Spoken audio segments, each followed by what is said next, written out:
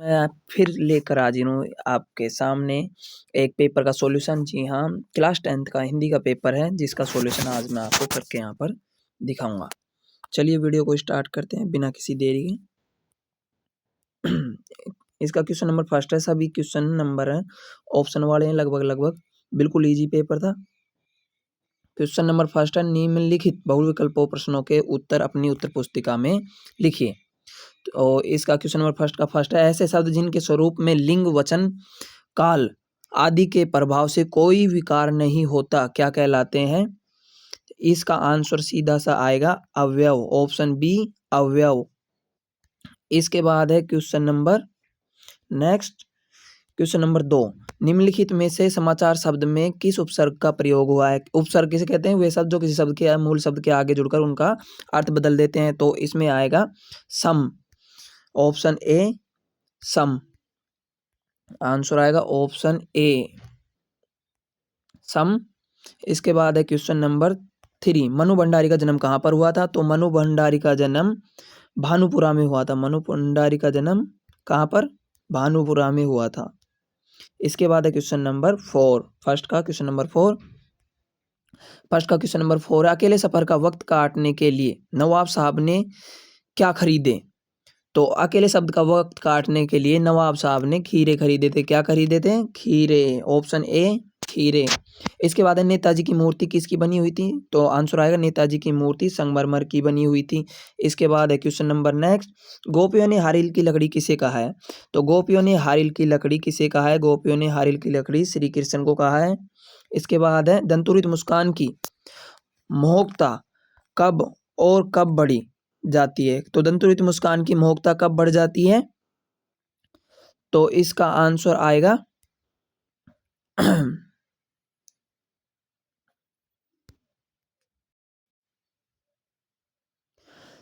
जब, option D, जब उसके हाथ साथ नजरों का बाकापन जुड़ जाता है। जब उसके साथ नजरों का बाकापन जुड़ जाता है, ऑप्शन डी, जब उसके साथ नजरों का बाकापन जुड़ जाता है।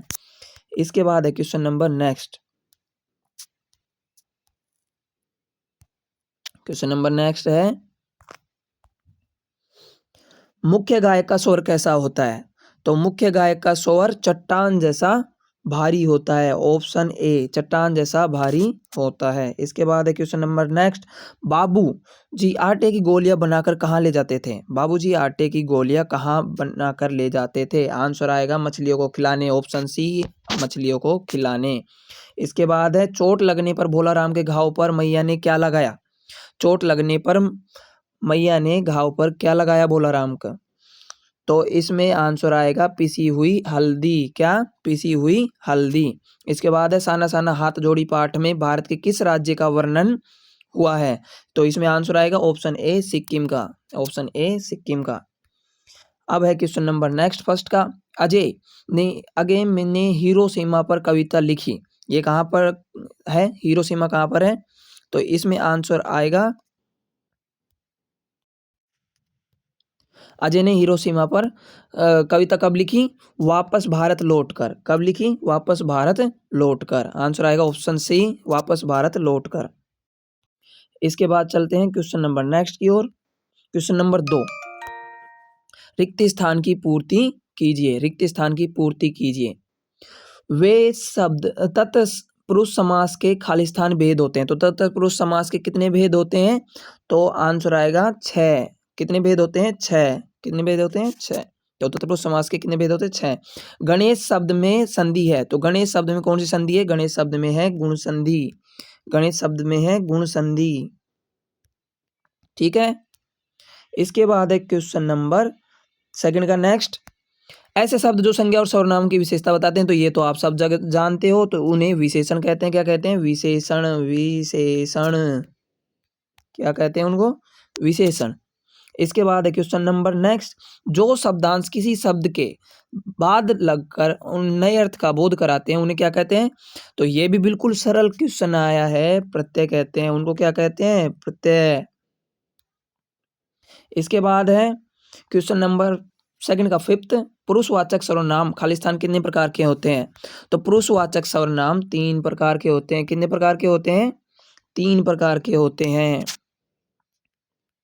इसके बाद है क्वेश्चन नंबर नेक्स्ट, जिस शब्द से किसी कार्य करने के या होने का बोध होता है उसे क्या कहते हैं? तो उसे क्रिया कहते हैं। ये भी आप सबको पता होगा, उसे क्या कहते हैं? क्रिया कहते हैं। इसके बाद है क्वेश्चन नंबर नेक्स्ट, जिसमें आपको गद्यांश को पढ़कर नीचे दिए गए प्रश्नों के उत्तर देने हैं। चलिए हम डायरेक्ट क्वेश्चन के उत्तर देते हैं। इसमें क्वेश्चन नंबर फर्स्ट, कोयल का चरित्र विशेषता है। कोयल की चरित्र विशेषता क्या है? तो इसमें आंसर आएगा मधुरवाणी। क्या है? मधुरवाणी। इसके बाद है सेकंड, कूट भाषा का जीवन में किसका सम्मान मान करना पड़ता है? कूट भाषा के जीवन में किसका सम्मान करना पड़ता है? कठिनाइयों का। किसका? कठिनाइयों का। इसके बाद है क्वेश्चन नंबर नेक्स्ट, मीठी वाणी का श्रोता पर कैसा प्रभाव पड़ता है? तो मीठी वाणी का श्रोताओं पर कैसा प्रभाव पड़ता है? आंसर आएगा ऑप्शन ए, सकारात्मक प्रभाव। इसके बाद है क्वेश्चन नंबर 4 सेकंड का, थर्ड का, उपयुक्त गद्यांश का उचित शीर्षक लिखिए। तो इस गद्यांश का उचित शीर्षक क्या लिख सकते हो? मीठी वाणी का महत्व। क्या है? मीठी वाणी। मीठी वाणी भी लिख सकते हो आप लोग। क्या लिख सकते हो? मीठी वाणी।